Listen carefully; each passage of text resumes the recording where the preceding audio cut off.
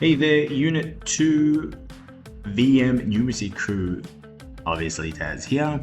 This video is going to be left for you while I'm at the Werribee Zoo with my Unit 4 crew and Marnie, and I'm going to showcase what you need to do for this session and sessions moving forward. Now, I will be in class to give more clarity once I return, so if you seem a little bit confused or lost with this particular next assessment, that's okay. Now, what we'll be looking into is an actual assessment learning task, and because we've been dealing with data and statistics and intertwining that with the topic of health, this here is called Health of the Youth. Now, if you haven't done so yet, this particular assessment is within our Google Classroom. If you head to our class, so VM Numeracy Unit 2, go into classwork. This it's going to show grey because it's been scheduled for that day. If you click on the health uncertainty, there is this Word document which you can click and download, and it will showcase what it is that you need to do for this particular assessment. So I'm going to give you a little bit of a run through. Hopefully it shouldn't take too long. What we'll be doing is exploring the issues within youth health. There seems to be a pretty prevalent topic nowadays, the health of youth. And remember, youth has been classified, in our case, from 15 to 24 years of age. So your task is to explore this concept of data, statistics, and uncertainty in the context of youth health. And you're going to present your findings to me either by a written report or a PowerPoint presentation. Now, what does that involve? What that looks like is, I've actually opened up the wrong one. That's a modified one. Give me 2 seconds. Here we go. It's better. So, what you're going to do is you're going to select a perspective to youth health that involves data and uncertainty. So a perspective is kind of like a point or a position or like a statement that has been put forward. There are 3 to choose from. The first one is the likelihood of cyberbullying is higher among teenagers compared to adults. The second perspective is teenagers are more likely to experiment with vaping than older adults. And then the third one is something that you can choose, a perspective of your own to do with youth health. So some examples could be that cyberbullying has become more prevalent within Snapchat for youth.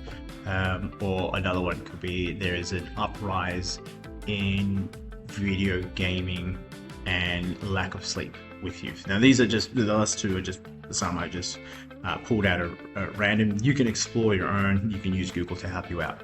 The perspective doesn't necessarily mean that it's true, it's just a chosen perspective.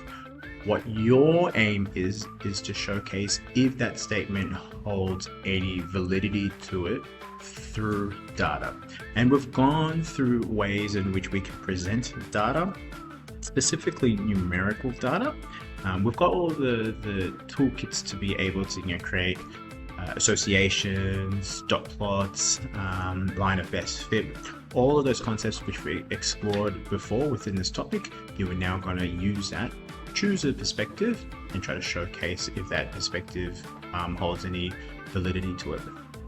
So once you've chosen your perspective, give it a circle. You're then going to research the data. Now, this is considered probably the trickiest part.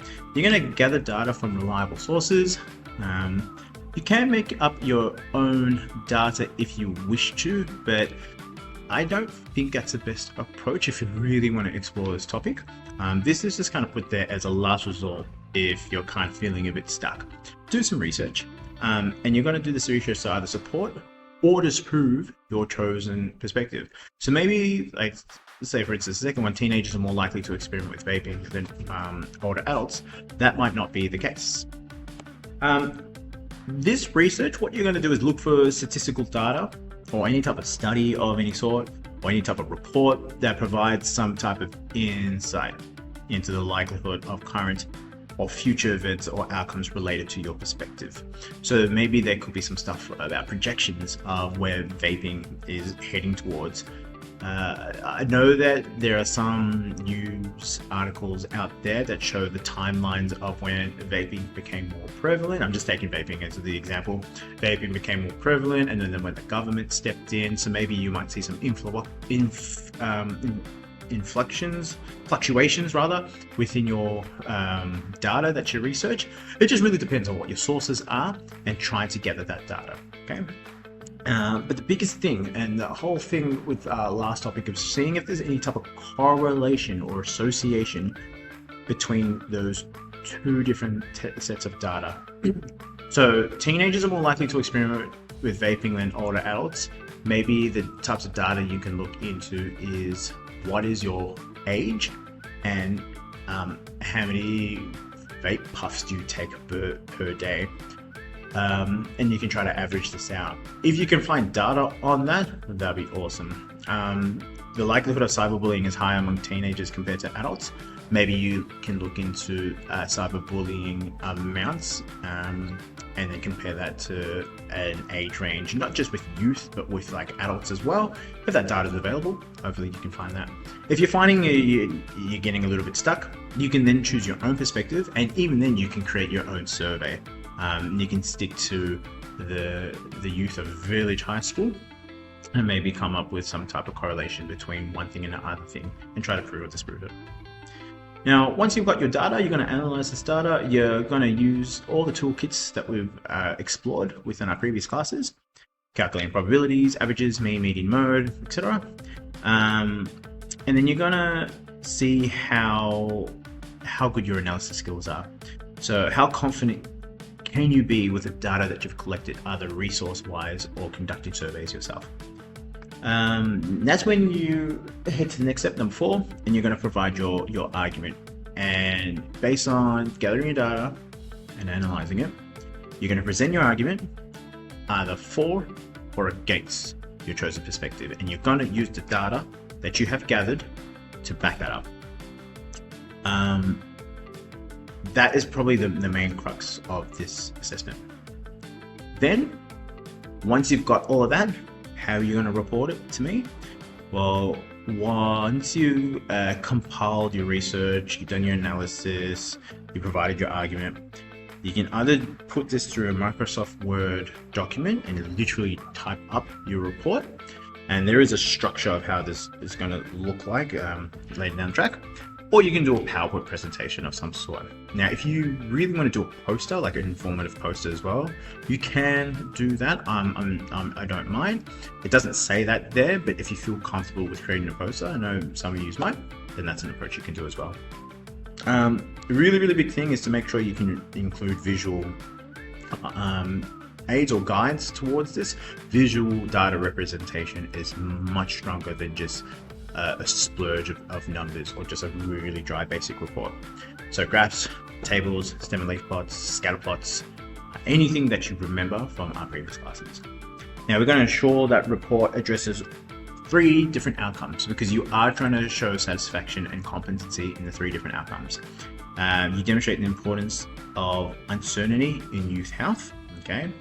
You want to use a problem-solving cycle, which is a cycle down at the bottom of this page, and be able to implement that correctly and effectively use mathematical tools such as calculators and all the stuff that we've done in class. If you can showcase all 3 of them within your report, tick, tick, tick, that is competency in this topic.